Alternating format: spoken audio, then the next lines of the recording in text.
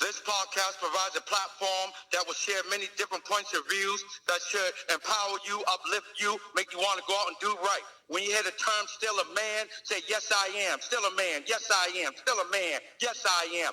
Let's go.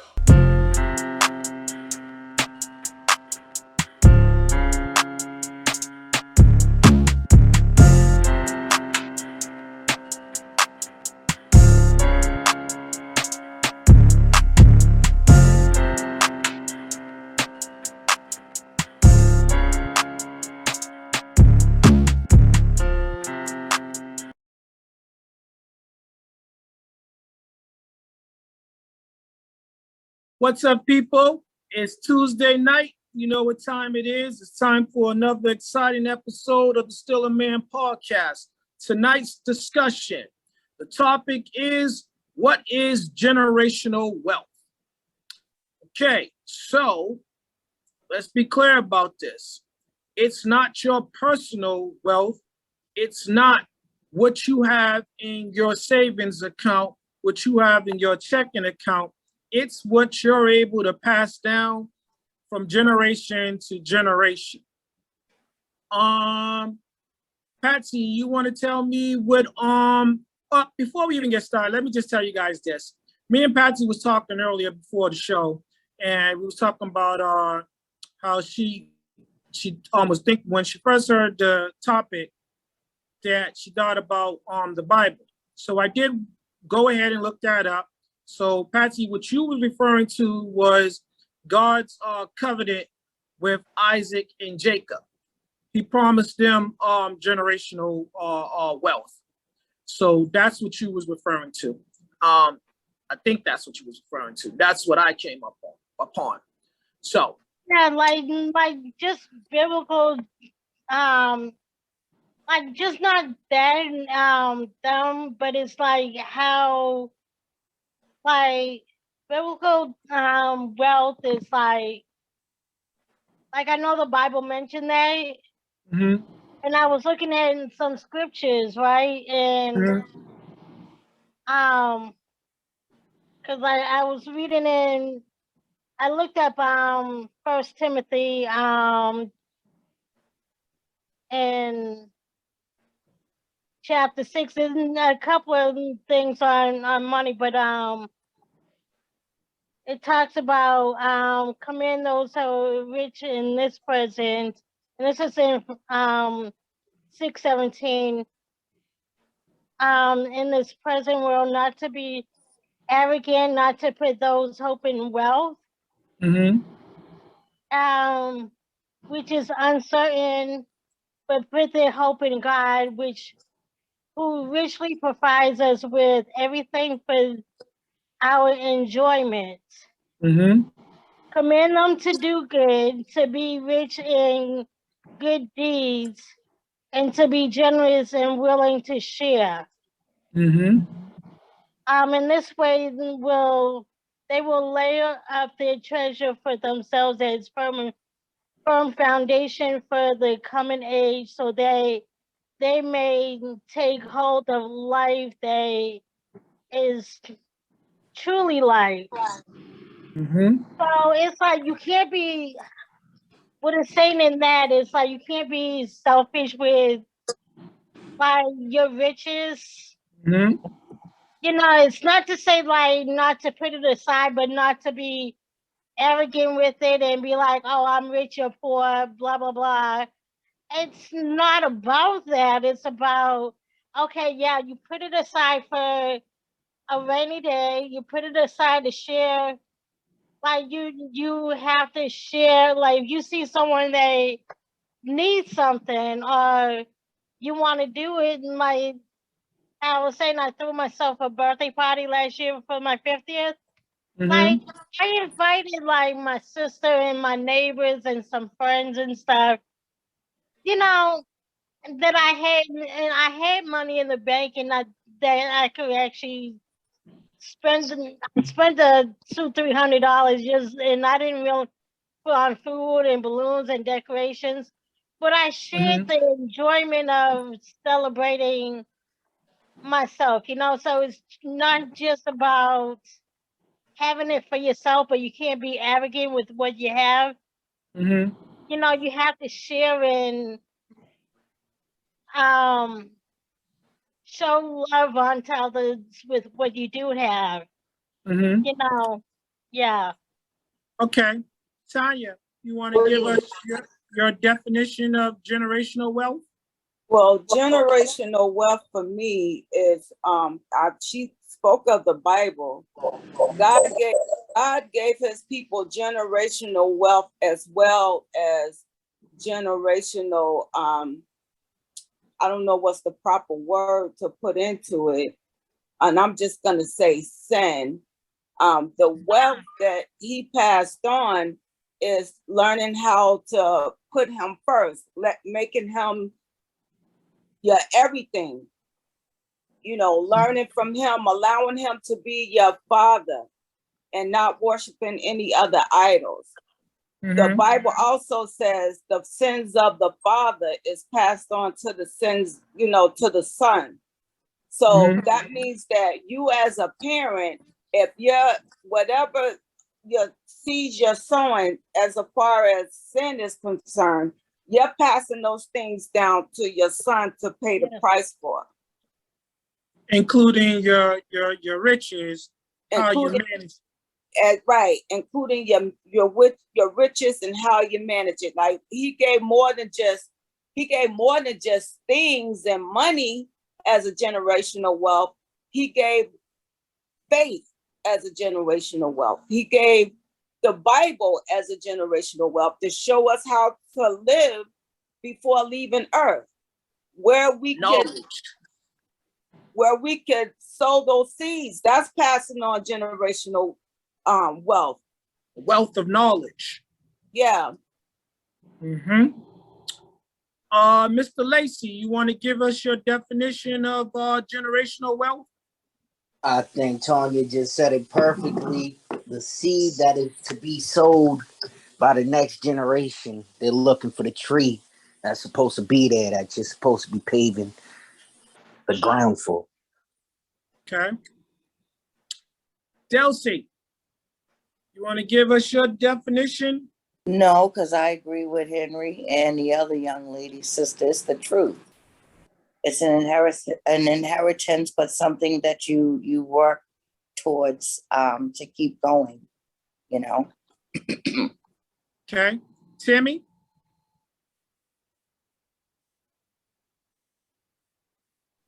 Timmy, you want to share your definition of generational wealth? Okay, we'll come back to him. Bert? I think when I hear generational wealth, the first thing that'll pop into my mind is the Kennedys. And wealth in my thought process, I think of as financial,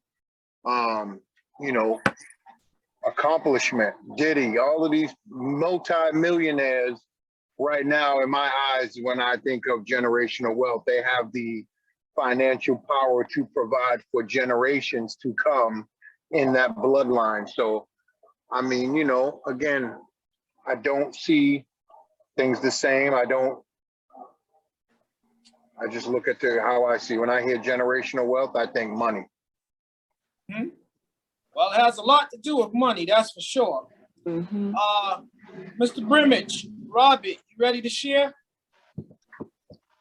Well, just got back off the boat. I definitely believe in what everyone else said. So I'm just going to say, yeah, to all that spoke before me. I agree. Okay. So, I believe it's love. I come from wealth, because that's all. We might not have a lot, but we rich in wealth with love when we come together and do things together and have good times. Have enjoy each other's company. Mm. You know, when our family do things and stuff like that, or when they do things with Mm-hmm.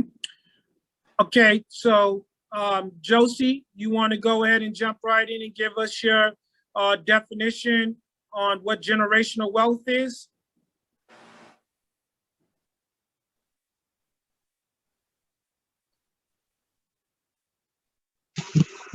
I guess what you leave behind for your loved ones, what you built for yourself.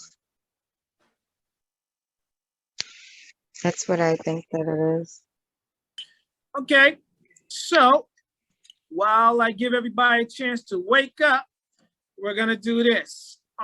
So just for so we'll all have some clarity on this, the type of generational wealth that we're talking about is money. Like Bird said, what do you pass on to the next generation?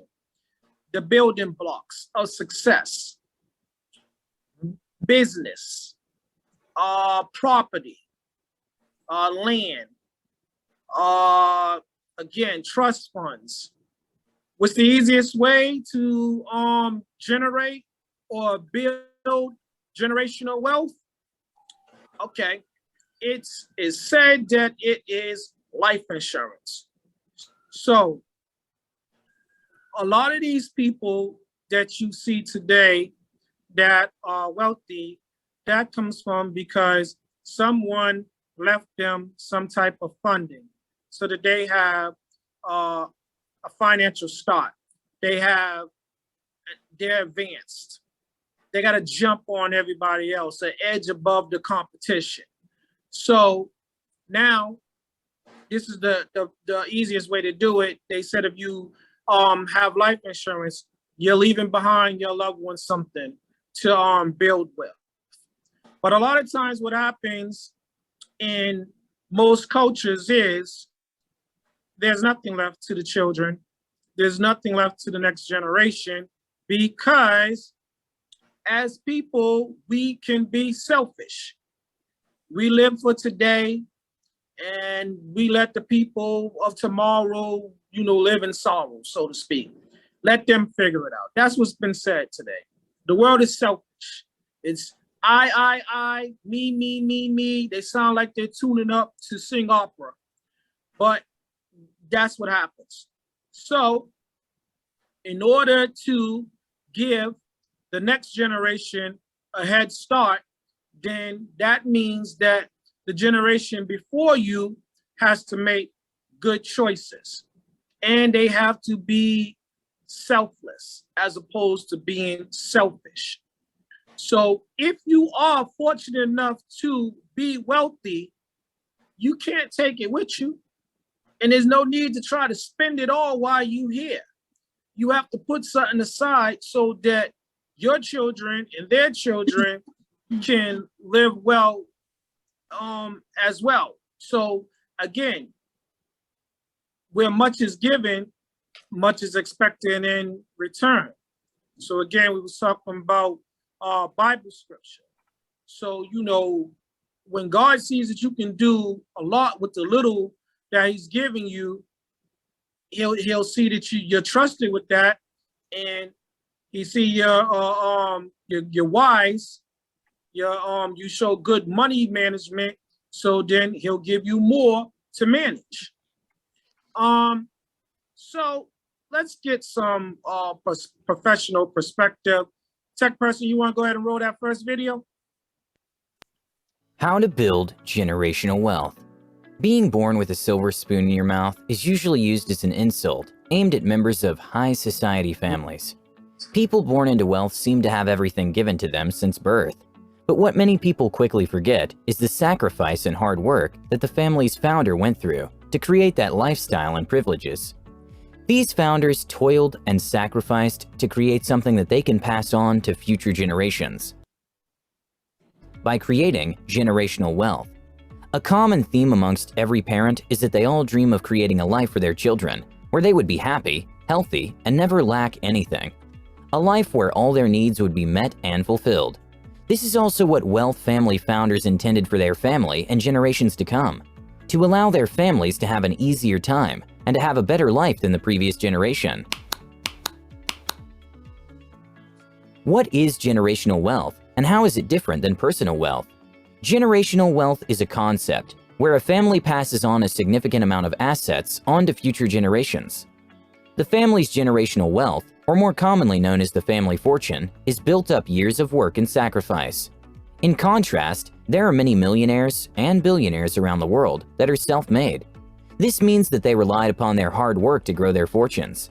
When it comes to this group of people, the vast majority of them gain their fortunes through the same hard work and sacrifice that the founders of a family fortune went through. Then there are the lucky few that stumble into their wealth, such as the winners of a national lottery. Though history has proven that many of these lottery winners won't keep their fortunes for long. Like the lottery winners, some millionaires and billionaires will eventually lose all their wealth, some due to illegal business activities and others to bad investments. One of the primary constants of personal wealth and fortune is that many people don't plan for the long term, while those who envision that future generations use their wealth do think beyond their life. Who has generational wealth? The names of the families that have generational wealth read like a list of who's who of the rich and powerful. One of the most notable families that have generational wealth is the Rothschild family. The family rose to prominence in the 1760s, when the Mayor Amschel Rothschild established his banking business. The family then had the next generation expand their business to 5 different European courts. As time went on, the family's wealth began to grow, becoming one of the largest familial fortunes in the modern world. There are also examples of individuals that created generational wealth so that future generations, no matter who they were, could use it if they match a set of criteria. Benjamin Franklin, one of the American founding fathers, left the city of Philadelphia and Boston $2,000 to split. Though that amount of money was considered significant even back then, Franklin's will demanded that the cities would not get the money for 200 years. When the cities received the capital in 1990, the trust had grown to $6.5 million. A more controversial example would be the Rhodes Scholarship that began sending postgraduates to Oxford College back in 1902. The scholarship was founded after the death of Cecil John Rhodes, who created the Rhodes Trust with his 1899 will. The scholarship was established to strengthen the internal unity of the then British Empire and foster diplomatic ties between Great Britain and America. How can you make generational wealth, and how long will it take?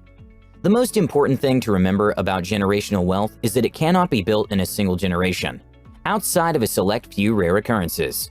You may not have much money, but it's possible to create generational wealth, as it is merely the act of passing on some of your generation's windfall to the next. While most people try to do this in their wills, giving money to their inheritors, this money tends to end within a single generation. Real generational wealth will go from the first generation of inheritors to the second, then the third, and so on. The only way to ensure a long line of inheritors, generational wealth has to be a gown, and not only be distributed. The key to growing generational wealth lies in long-term investing. Generational wealth is built upon the idea of slow and steady wins the race.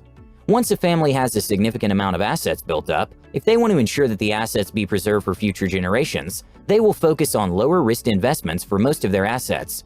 These investments are usually split between long-term financial investments and physical assets. Unlike financial assets, like stocks, bonds, and loans, physical assets tend to be very stable in the long term. These tangible assets can range in value from a couple of bucks to millions of dollars. The purchase of land, commercial real estate, or mineral rights can be significant long-term investments for a family to grow their wealth. Though the acquisition of those assets will cost a family a substantial amount of capital, other forms of physical assets cost less.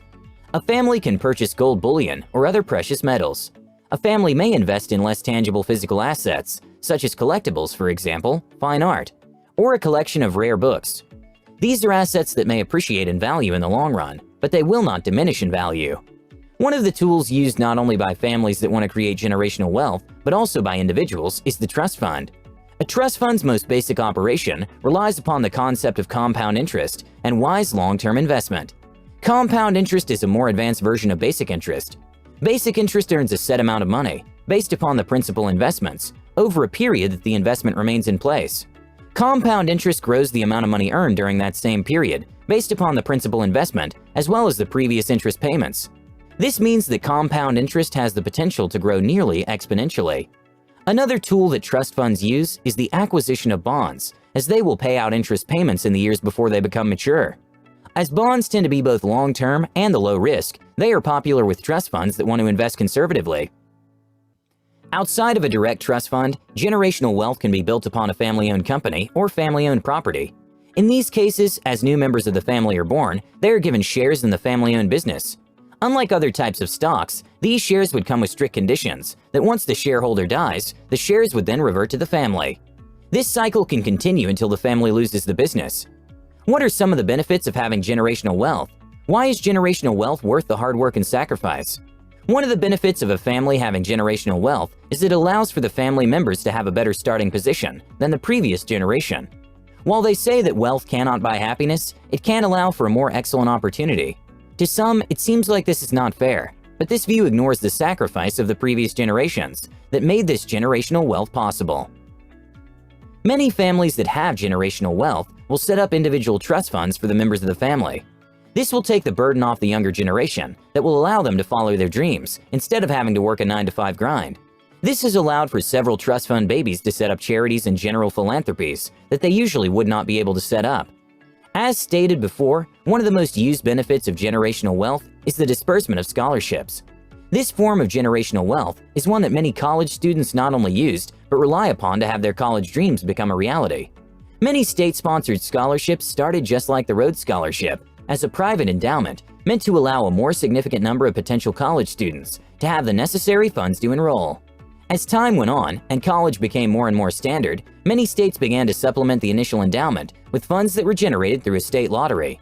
Like the scholarship, there is also a grant. A grant is a form of generational wealth that was endowed to solve a problem. There are as many grants out there as there are problems. Grants allow for researchers to have access to funds to resolve or make headway into that problem. There is even a grant called the MacArthur Grant that awards people of a certain intelligence level for doing whatever they want. What are some of the potential dangers to your newly built generational wealth? Greed is the #1 potential danger to any family's generational wealth. Keeping money and saving it requires all members of a family to sacrifice a little so future generations can have some wealth as well.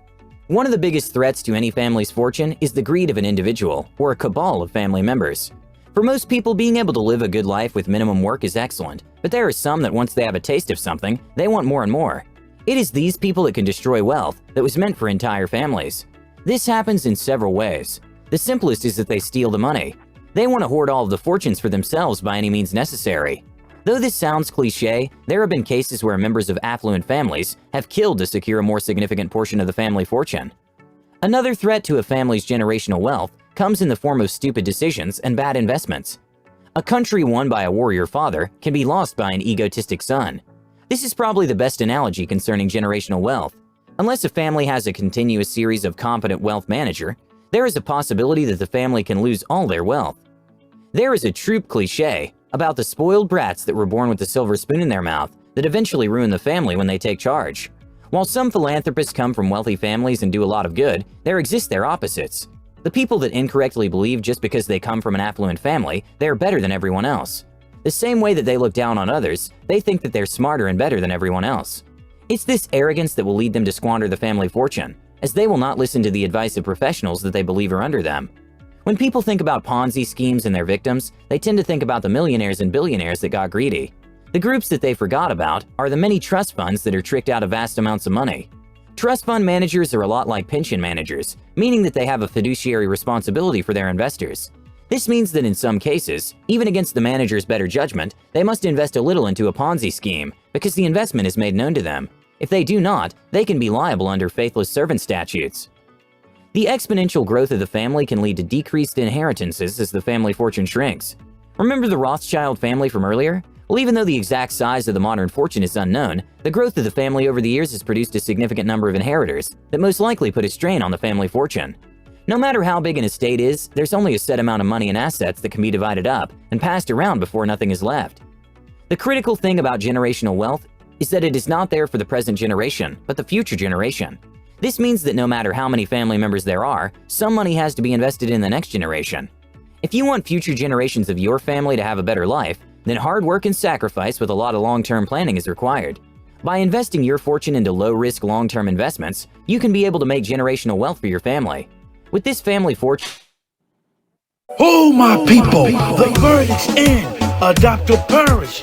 You, SAM, still a man, and be forever. Adopt or perish, ladies first. SOS, support our sisters.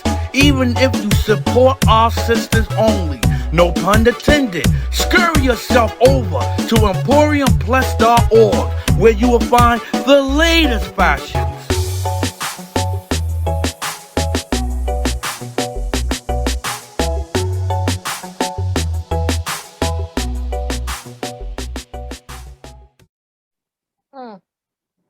Okay, guys.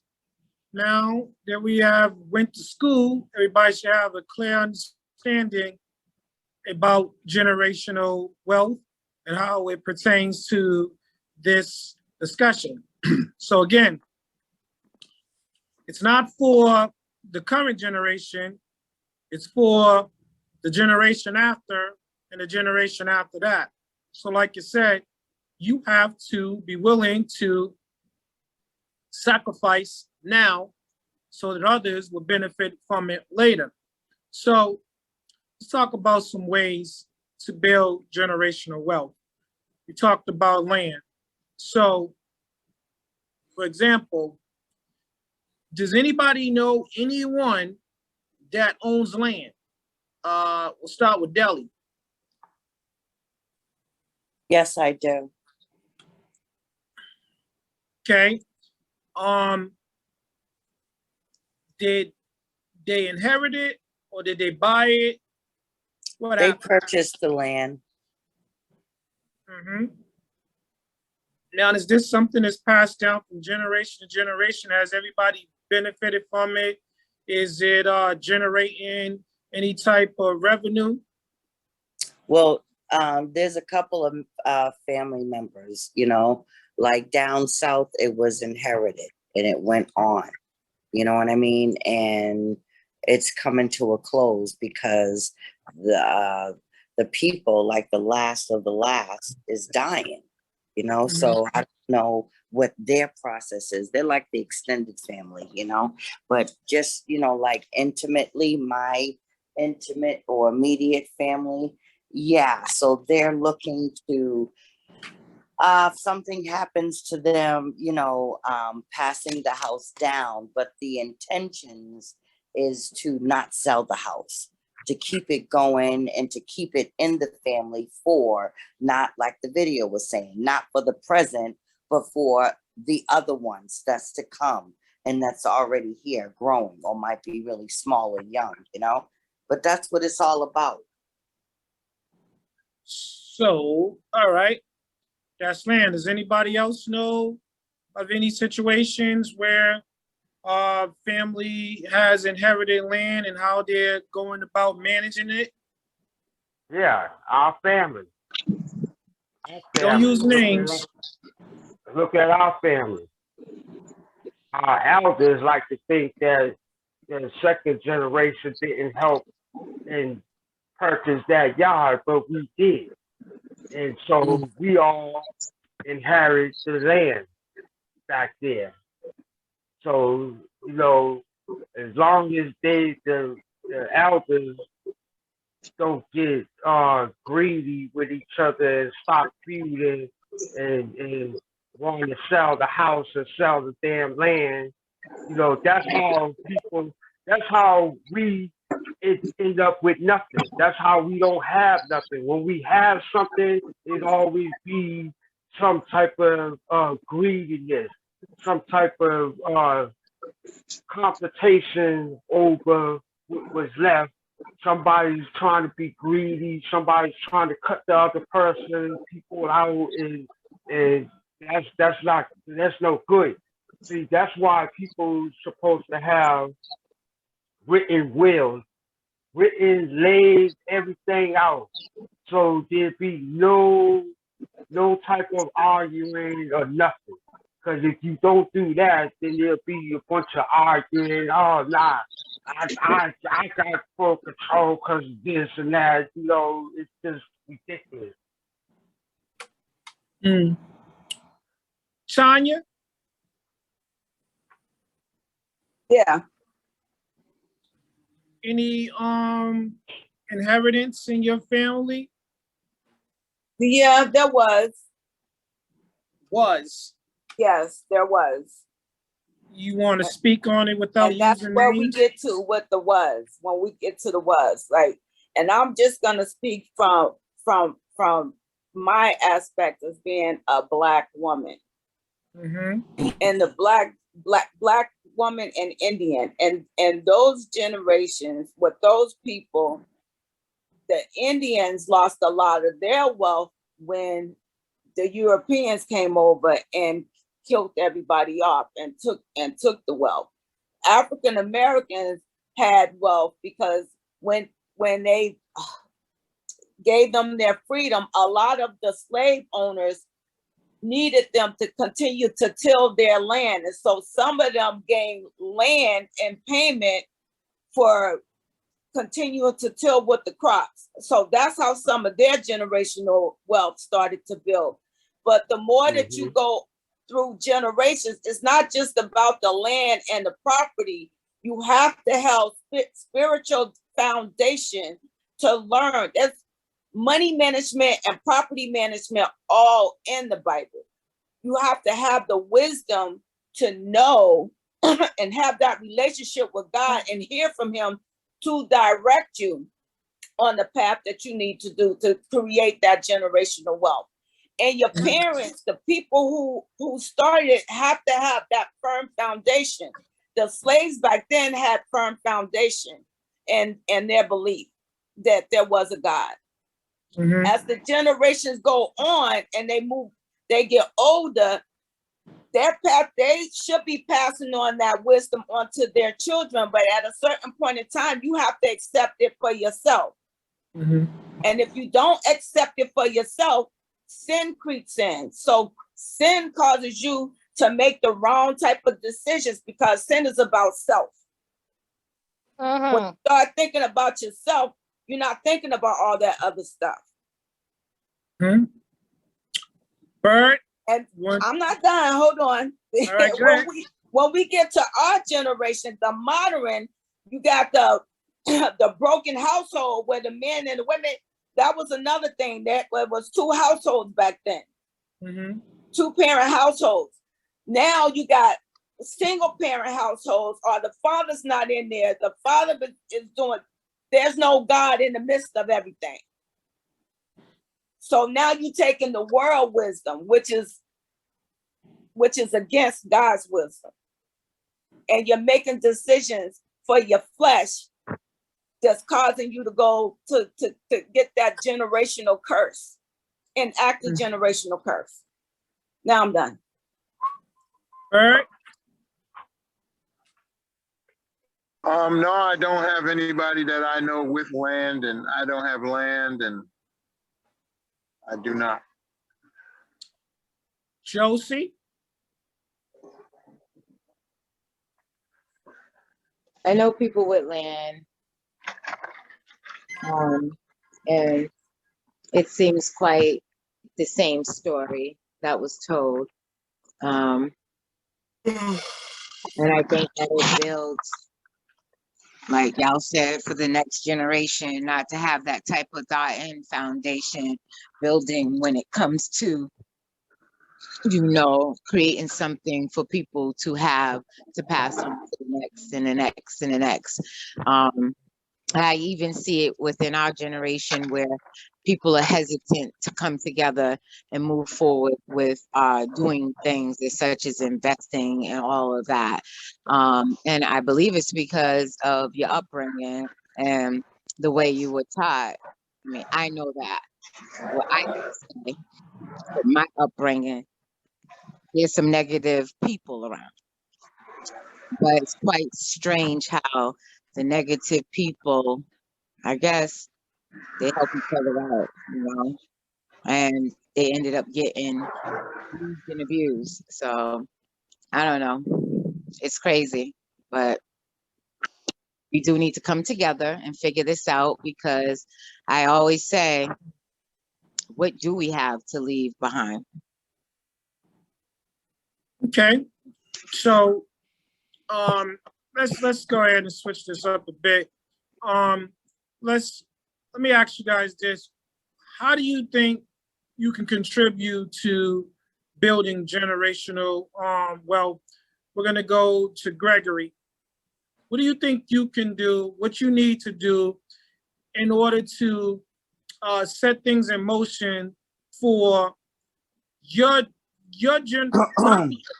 not for your generation, for your children and your grandchildren? Because let me be clear about this before you answer. Your generation is the generation of opportunity. And if my generation and your generation does what is needed to procure and secure generational wealth for our grandchildren and your grandchildren's generation, then your children will be the generation of privilege. If you do what's necessary, you make the necessary sacrifices now so that they can benefit from them later. What do you think that you need to do, or what do you suppose that we do, or propose that we do?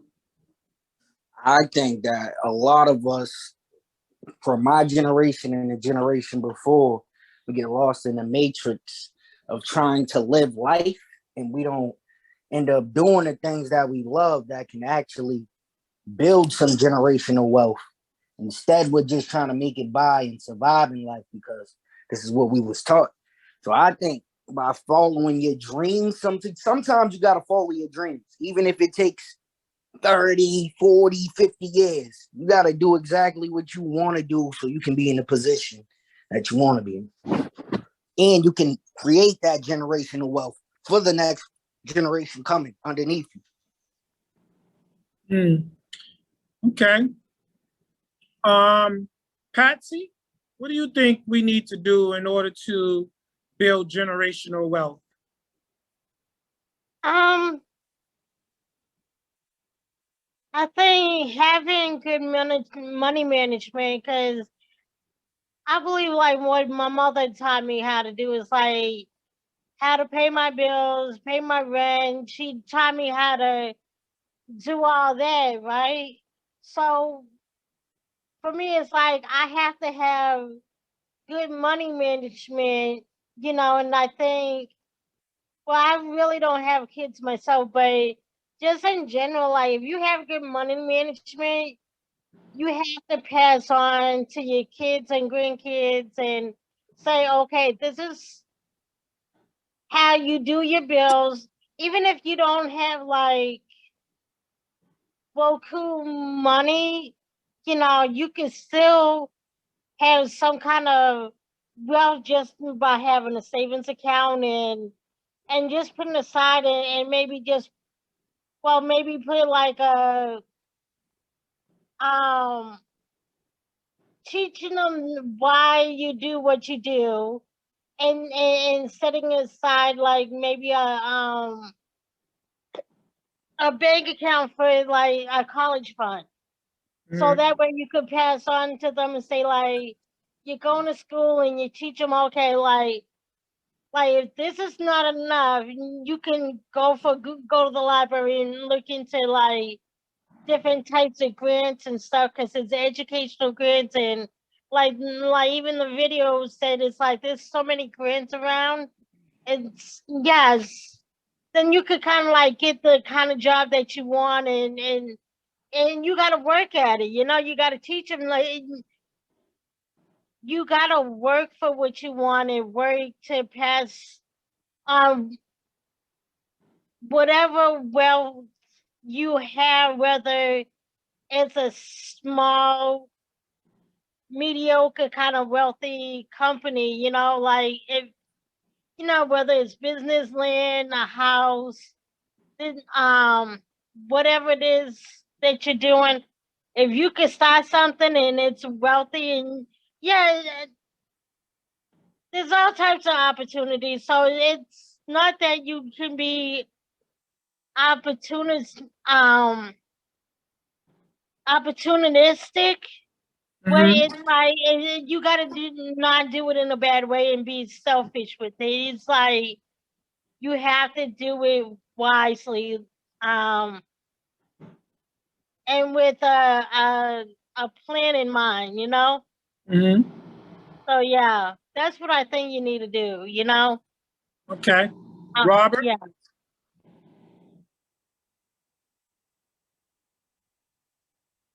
Mr. Brimage. Okay, we'll come back to him. Deli, how do you think you can contribute to? Sorry, Deli. Sorry, Deli, not to cut you off right now, but I do want to say this. I think this topic got a lot of people choked up, got them scared, they're all over the place. It's simple. We have to get the selfish bone out of our body. It can't be about me, me, me. I go to work. I'm gonna spend the money the way I like on my selfish, which I would call your self pleasures.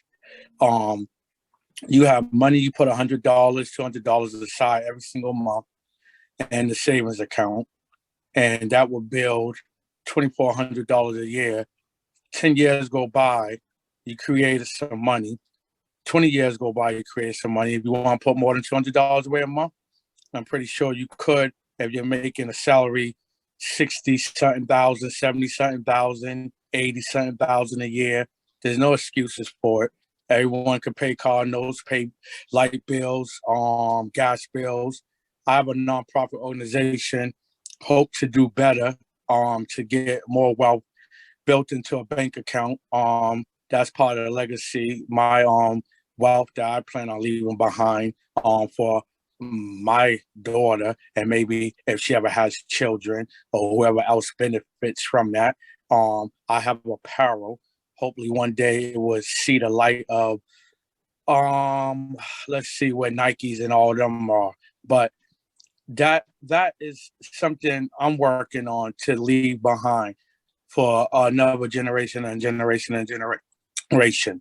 But first thing we got to do is stop making excuses for why we're not coming together or why I can't do it by myself. Because you was born in this world out of one womb and you didn't have a tag team partner as a twin or a triplet at that time. So if you want to put your right foot in front of your left, open up a business or invest in something, then you can do so on your own. You don't need we to do it.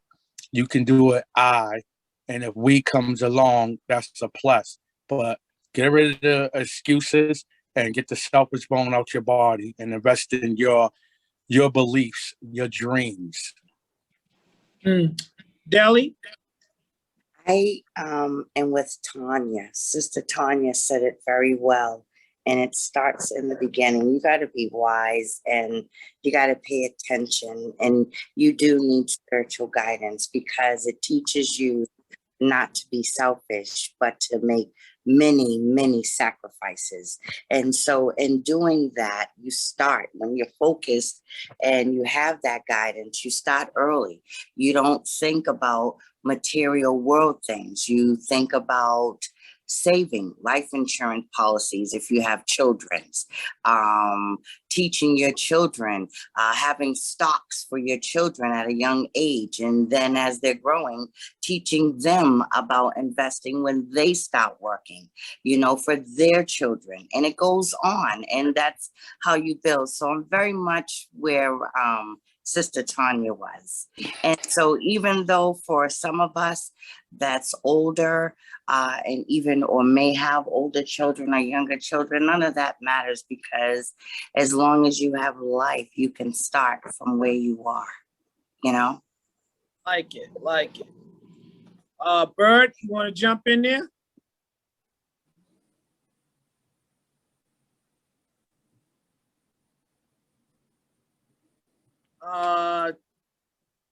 Timmy, you want to jump in? You guys, you have to turn on your mic so you could be heard. All right, so I'll just go back to this. So one of the things that keeps people from, generating generational wealth is like Robert said, like the video said, people want to be selfish, but another thing is fair. No one wants to lose any wealth that they have, so they don't want to take chances. So they put it in the bank, and all it's doing is sitting in the bank. It's not gaining any real interest. You know, if you take a percentage of that money and invest it in stocks, it would do you more than it just sitting there collecting probably $1 interest probably a year in some cases. It doesn't accumulate any real wealth just sitting in your savings account. But it's don't get me wrong, it's great to have a savings account, but your savings account is not going to more than likely leave anything behind to your children other than something to help them pay for your final expenses. So again, we do need to take chances. I mean, we take chances every day. People play the lottery. So let's think about this. For the amount of money that people pay trying to get rich, buying scratch tickets and lottery tickets, if you take that same amount of money you spend yearly and you invest it in some type of stocks or Bitcoin these days, you might have more of a chance of becoming wealthy than you do at taking your chances and waiting for someone to read off your winning number or you to scratch off a winning ticket. But again, now when you talk about people making investments, that's a big part of it too. But if you do not receive the proper tutelage and if people don't have the skills to manage their money correctly, then that's when you're going to run into problems too. Because as Josie said earlier, there are certain people that came into wealth and they don't use it to benefit anybody other than themselves. But again, when you have people and you have a family inheritance, and that's just what it is. It's a family inheritance. So it's what the family does with it. Their family is supposed to inherit it. So when we have houses and land and businesses and we sell them because we can't get along, like for example, Big Mama's house, and you're feuding about it, and now you sell it, the troubles that you make for yourself becomes a treasure for someone else, because someone else will swoop right in and they'll buy that land and they'll give you a certain percentage of that land in that home.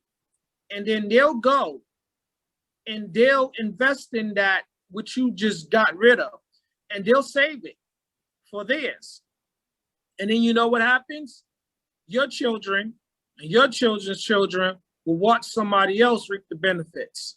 So you know what happens a lot of times, we're always watching what someone else's lawn, seeing how green the grass is on the other side. But again, we're not paying attention to the level of maintenance that goes into that.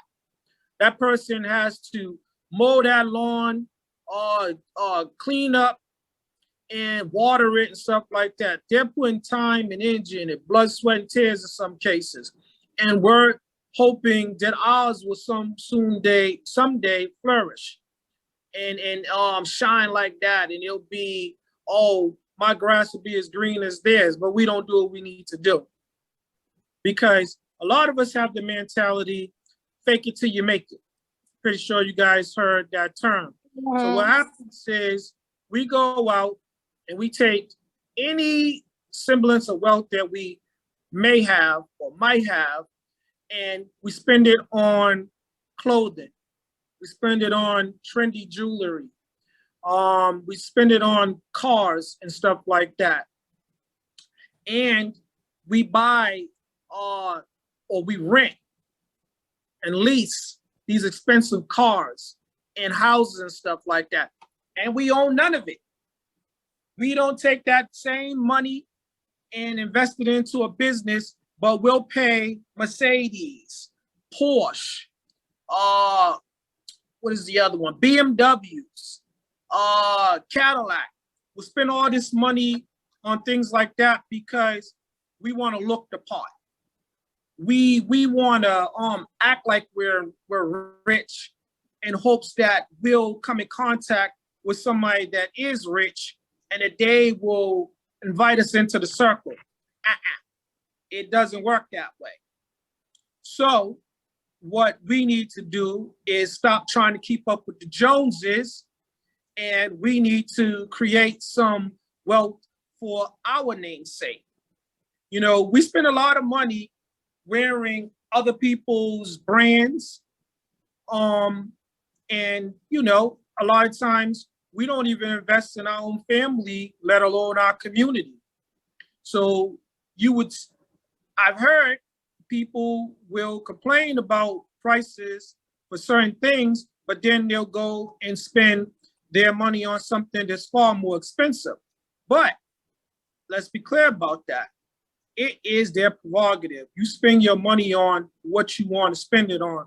But if you are trying to bring about or build up some generational wealth, that's not going to work. Again, this is where the sacrifice comes in. You may have to pass over those the newest version of Jordans, and you take that same money and you invest it in yourself. How about invested in your child, or put something away in a trust fund for your grandchild? Now, I know a lot of people might think, but what if my child doesn't have kids? Well, it's better to have it than not to have it and trying to accumulate it later. So let's say within a lifetime, your child might have a child before they're 20. Now, if you spend the next 20 years putting away something in a trust fund for that child, and it's accumulating some interest and it's there, you're giving that person a head start. Now, even if that person takes that money and goes to college, you know, and then that person gets a degree, and then they parlay that degree into a career. And now from that career, they're able to accumulate some wealth, and they're able to put that aside, and they might make an investment, and then they start their own company or their own practice or their own business. That is, it's in the family now.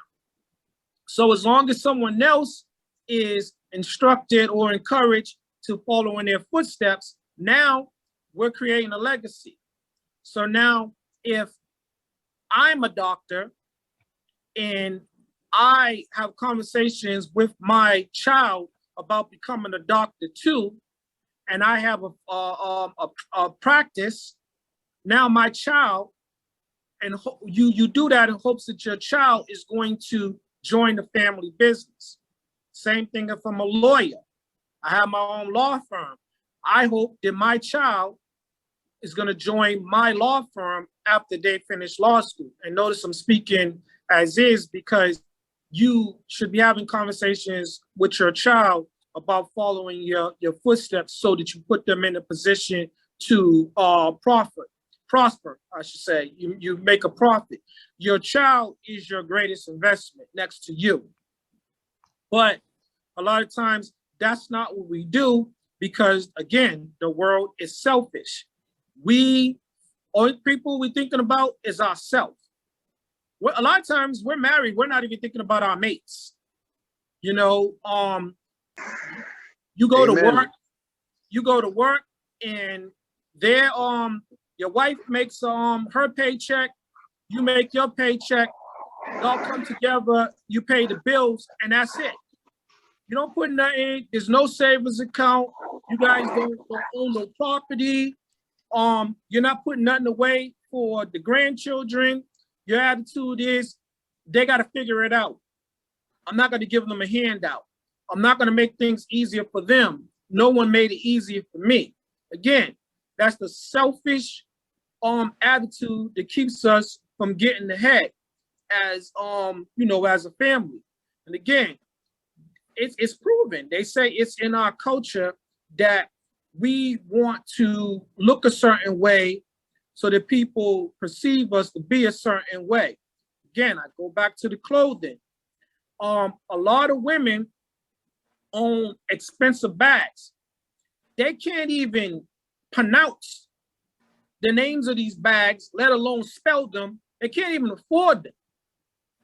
Now, they might have a $700,000 bag and they don't even have $1,000 in their bank account.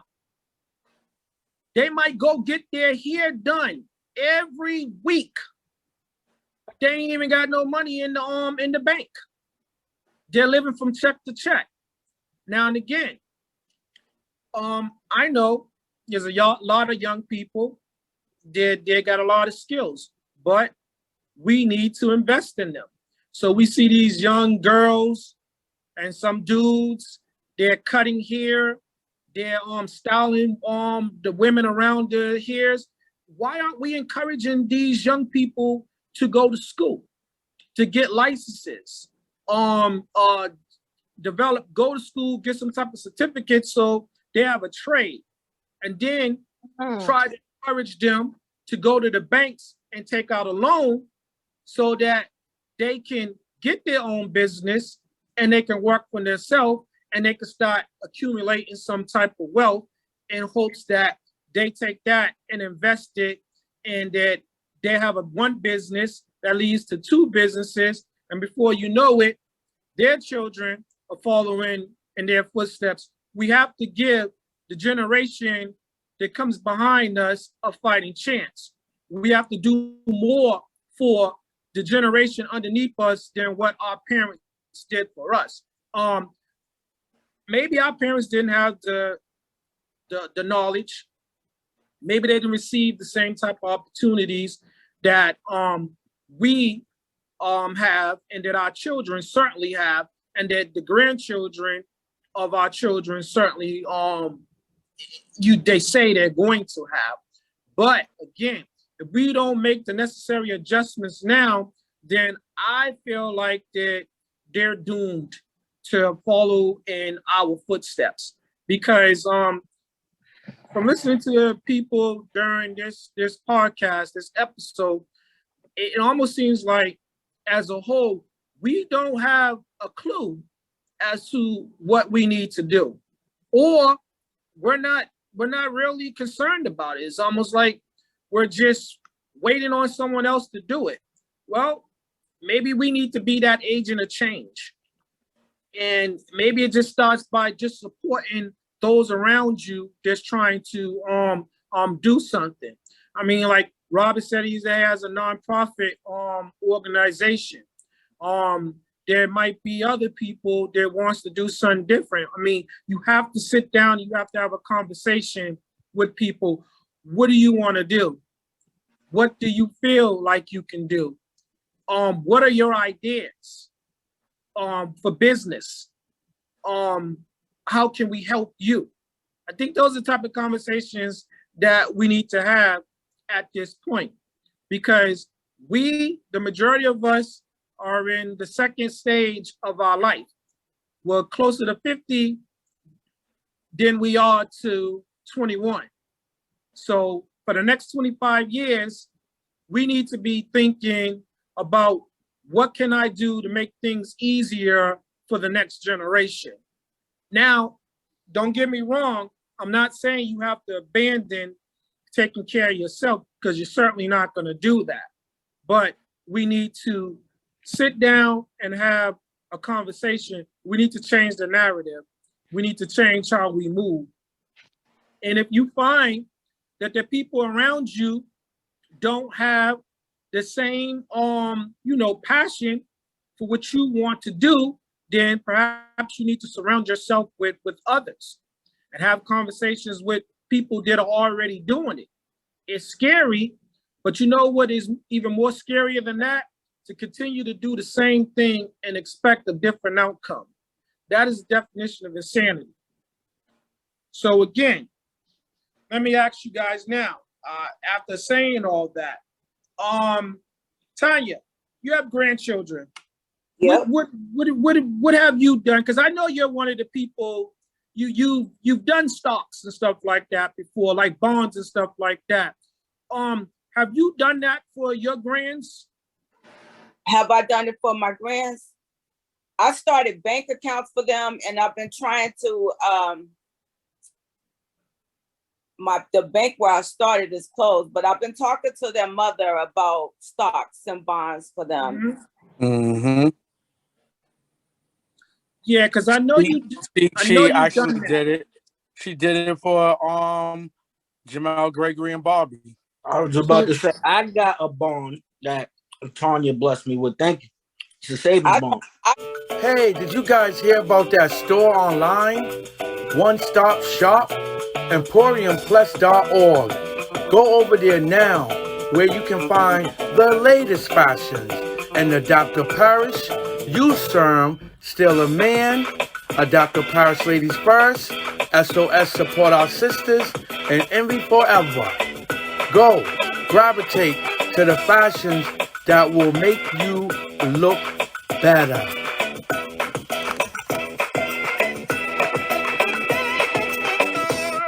I don't always have the, the financial stuff. So what I do for myself, because my environment growing up wasn't about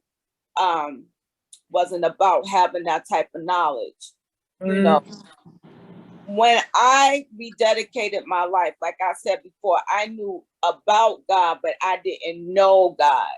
When I developed my relationship with him, when I rededicated my life to him, and I read my Bible, there is much wisdom in the word, that I practice those principles in there, where I give my first fruits, 10%, I give back to the Lord. If it's finances or if it's my personal time, I'm making sure that I'm dedicating some of my first works back to him, and like Timmy said, it's about sowing love. When you sow love, you're teaching your kids how to love unconditionally.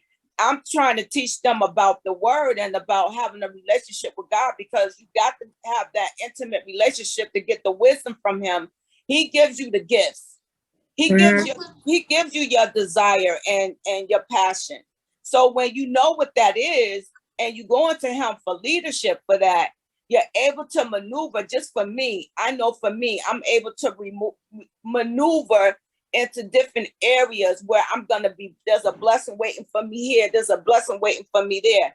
There's a blessing waiting for me around the corner.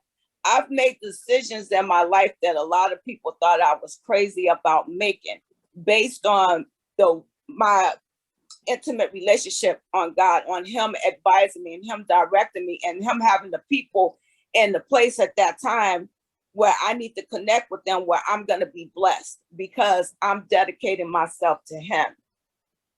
And I try to pass that on to the next generation. That's why I give love unconditionally. That's why I do a lot of community service, because I know there's a lot of people that's out there hurting. That's one of the main things that's why I'm on these podcasts every week.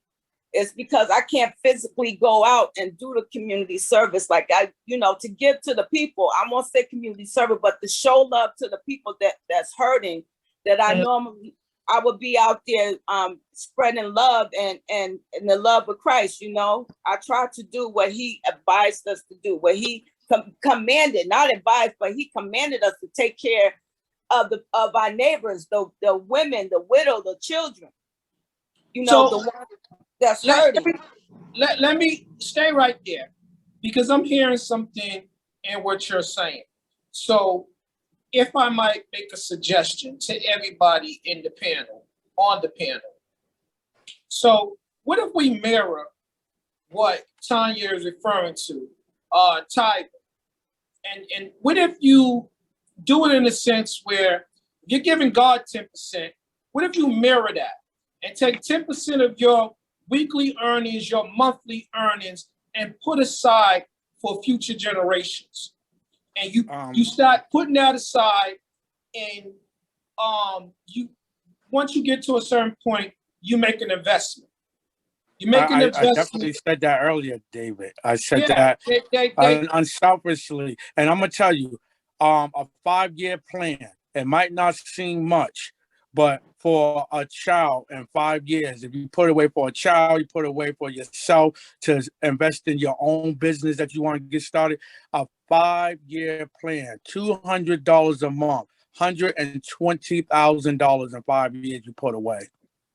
Well, again, so where I was going with this situation, I hear what you're saying. I hear what Tanya's saying. If we take that same type of discipline that we show for tithing and we apply that to our lives, and we put that same type of strategy into taking out a certain percentage and setting it aside and don't touch it. Mm-hmm. And I mean, you I don't. think It's one of not the problems is I believe a lot of us, including myself, Can't afford it. we are living for today.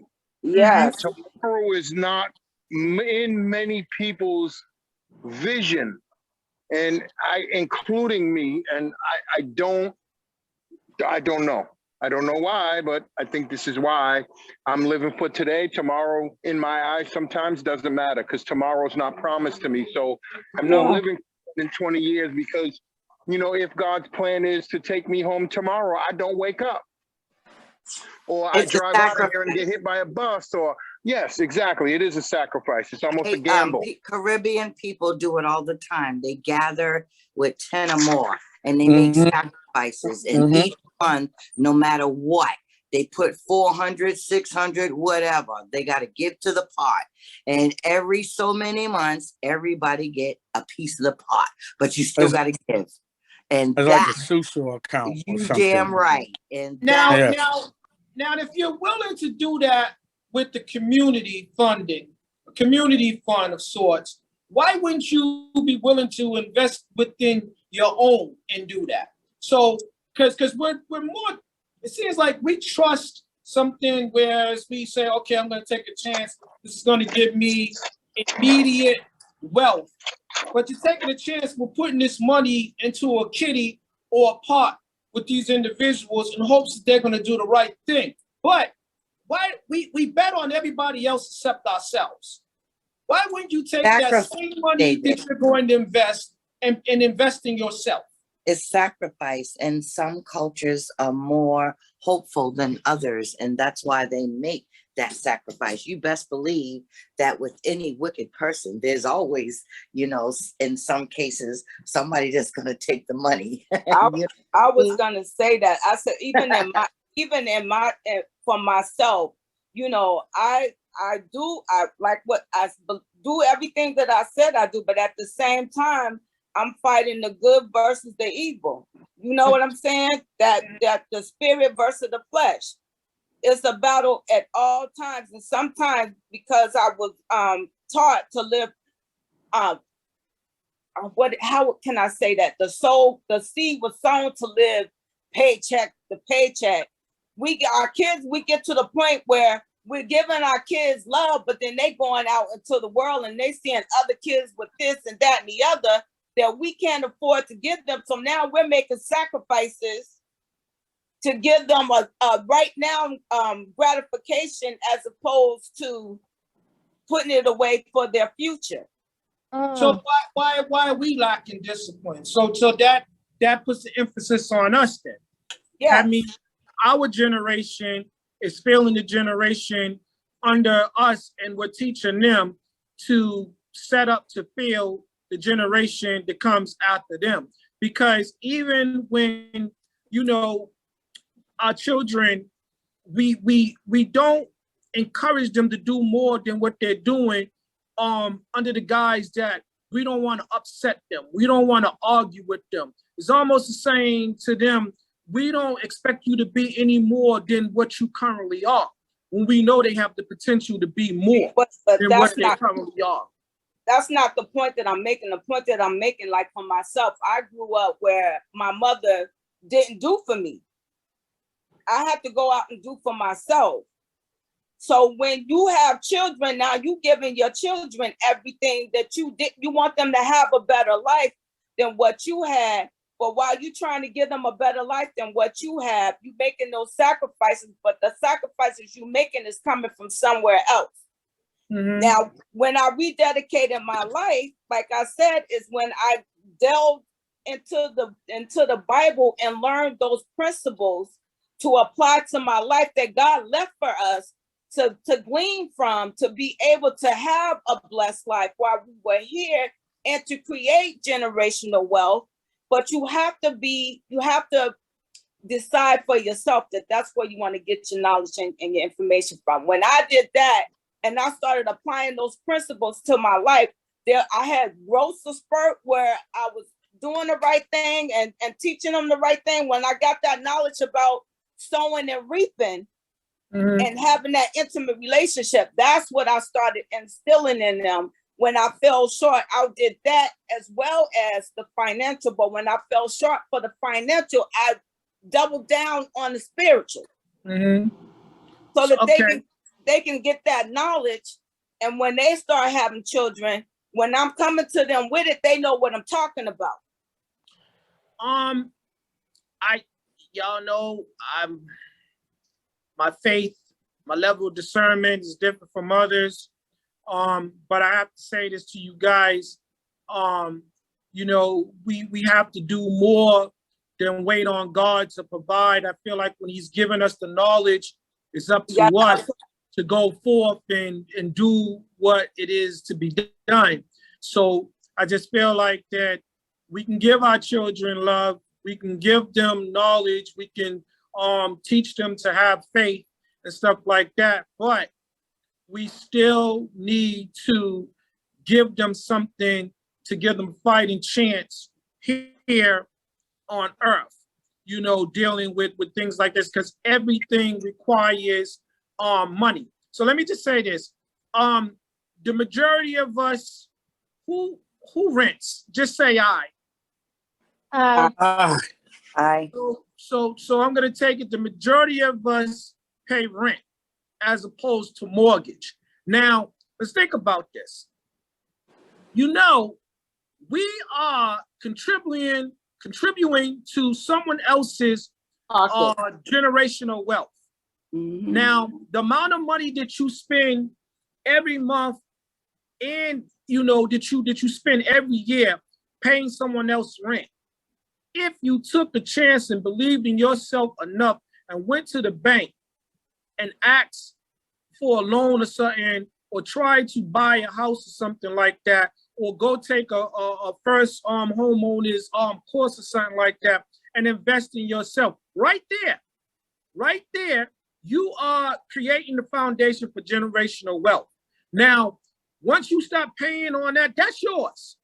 And it's what you pass down to your child, as opposed to what we've been known to do. You know, we're passing down a certain mindset and behavior. You know, attitude equals aptitude. I say this to you guys all the time. If you think a certain way, you behave a certain way. So we think it's safer to pay someone else rent as opposed to going out and purchasing our own home and paying mortgage, because we're in fear that I might not have it come next month to pay the mortgage and they're going to take it away from me. But you paid rent for 10 to 20 years and that didn't happen. So why do we believe that as soon as we go and take a leap of faith, it's not even a leap of faith. When you take a step out from beyond what you've been doing and do something different, that is going to switch up on you, and God's going to automatically pull the rug away from underneath you, and you're just going to just somehow be faced with ruins. You know, so I just feel like we need to invest in ourselves, because we're teaching our children, which is the next generation, it is better to rent as opposed to own. Now, they don't have nothing of their own either, because they're certainly not going to have anything that you could have left them behind, because you done gave it all to someone else, paying into their generational wealth. So again, now your kids grow up and they're renting too. What you think is going to happen with the generation after them? They don't know nothing about owning no homes. They don't know nothing about owning no businesses and stuff. So they're going to follow suit. So again, I feel like if we want our children to have generational wealth and our children's children and the generation after them, we have to implement the necessary change, not later, but right now. We can't just keep talking about it. We got to be doers, you know, and we're not. A lot of cases we will talk about, we would say, we'll give you all the reasons as to why we can't do it. And we have very little reasons as to why we can't. And again, I think the biggest thing is we feared that we're going to fail. And that everybody is going to have something to say about your failure. Guess what? Everybody's talking about you anyways. They're talking about what you're not doing. And But you just know as what you're not doing. children, don't we, as parents, we lead, I mean, children are usually grasped by example, what they see their parents do, right?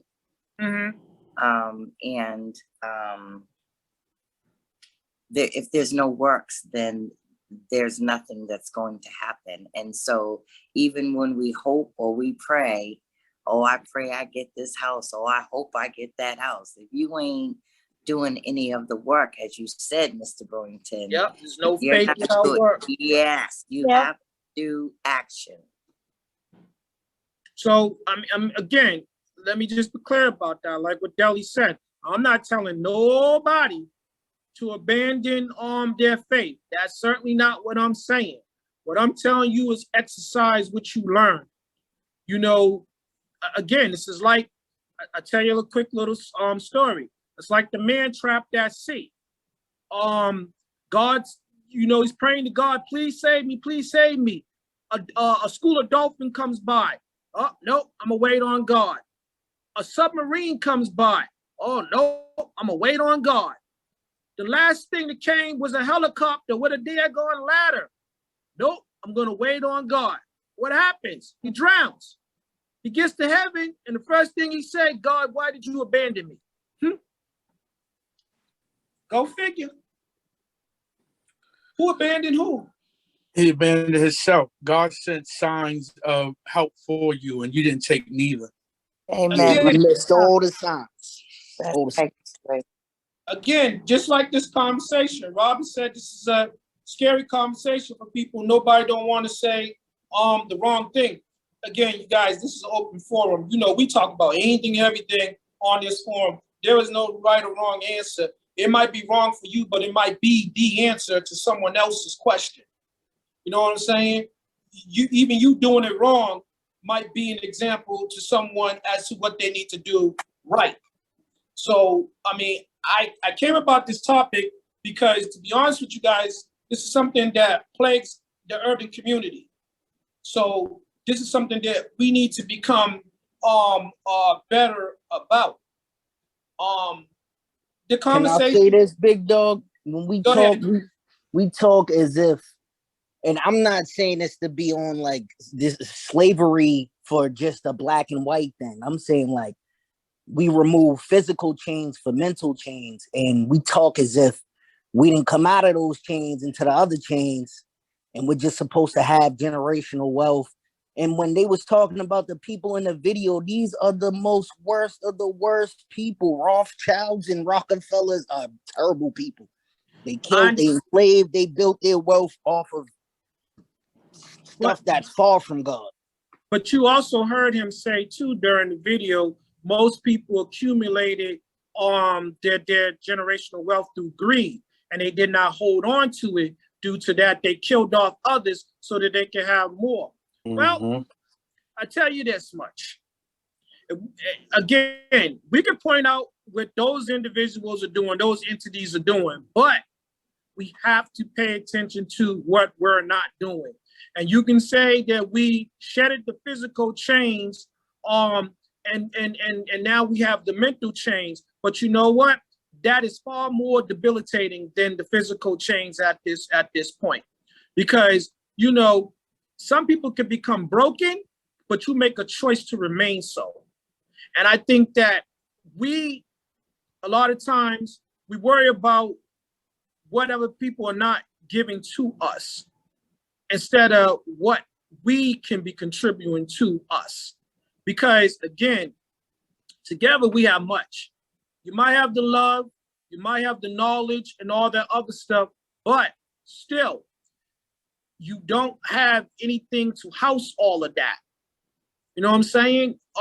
Again, right now, I'll say this to you again. Big Mama owns a house. Papa owns a house. Your auntie, your uncle, they might own a house. But when they die, and if they're paying to own this house, don't nobody own the house no more. Your parents can leave you generational wealth, but if you're not in a position to manage it, if you don't know what to do with it, you're going to lose it. You're not going to have it to pass on to the next generation because you failed to do what you needed to do to make sure the next generation is in a position to manage it. Yeah, you have to make the sacrifice. And I don't think it's much of a sacrifice for us. I to be honest with you, I think that our parents had to, it was more of a sacrifice for them than it is for us. Because our children are in a position that they can do more for themselves. And again, the children that come from our children, they're going to be born into privilege if our children take advantage of the opportunities that they are privileged to have, that we did not have. Now, let's be clear about this. If you are between the age of 35 I'm going to say 40 to 50, 40 to 60, you was given opportunities too that we just failed to take advantage of for whatever reason. We just have to do better. And before Gregory started talking, I was going to make a point. I think that the conversation that we're having, it should continue. If not amongst us, we should add others into the fray. I think that all of us should take upon the responsibility and accountability to go have a conversation with somebody that's already doing it. You might find that it's not as hard as we're convincing ourselves it is. There are some of our peers that are currently, they own houses, they own business and stuff, and they've been successful for quite a while. So we should be having conversations with them. If we continue to have conversations with those around us that are not doing it and their fears are similar to ours, guess what? All they're doing is enhancing your fears. That individual will tell you all the reasons why you should not do it. But these other individuals that's currently doing it and they're being successful, they'll give you all the reasons as to why you just have to step out on faith and do it. You know, we spend more time thinking about what we should do than actually putting it into effect. But I hope you guys learned something from this conversation. And again, everything is at the tips of your finger. You guys can go Google a video, go to YouTube. Some people talking about on FaceTime about generational wealth. There's a wealth of knowledge out there, no pun intended. Well, no, actually, pun intended, because that wealth of knowledge is what we need. We need to take advantage of that. It's out there. We need to make of it what we will, utilize it for what it's worth. That's what I'm going to say on the matter. I'm not going to draw it all out. I'm not going to keep you guys. This has been another episode of the Still a Man podcast. You guys stay blessed. God bless you all.